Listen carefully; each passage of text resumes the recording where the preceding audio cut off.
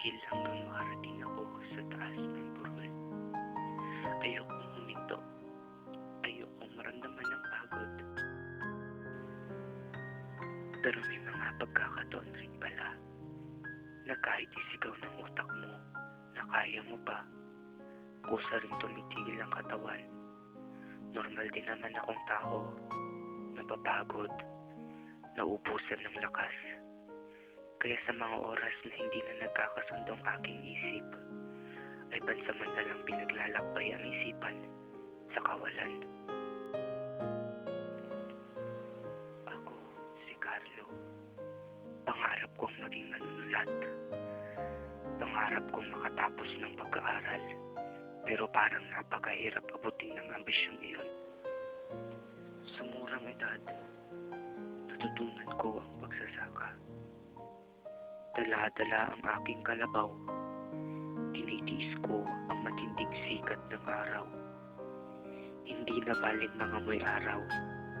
Ang mahalaga, pagkatapos ng maghapong sakit ng katawan, ay may maiipong pera para sa susunod na pasukan.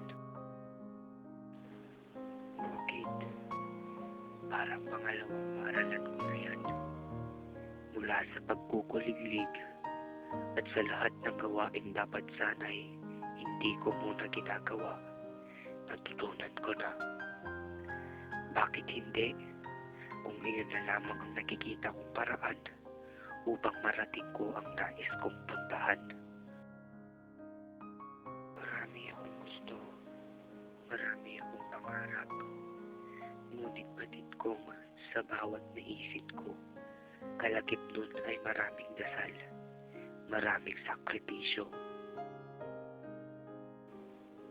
At habang naghihintay ako, isusulat ko muna ang lahat sa aking papel. Hindi ako magsasawang magsulat at balibarin ito sa hangin. Baka sakaling marinig ito sa langit. Ipapaanod ko rin ito sa tubig dahil baka sakaling mag-isa sa akin ang kalikasan.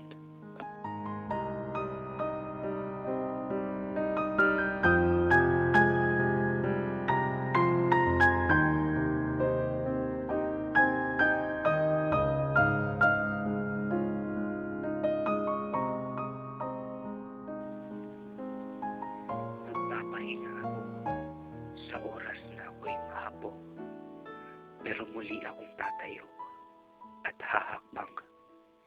Isang hakbang pa sa bawat umaga. Isang hakbang. Isa na lang. Darating rin ako ron. Mararating ko rin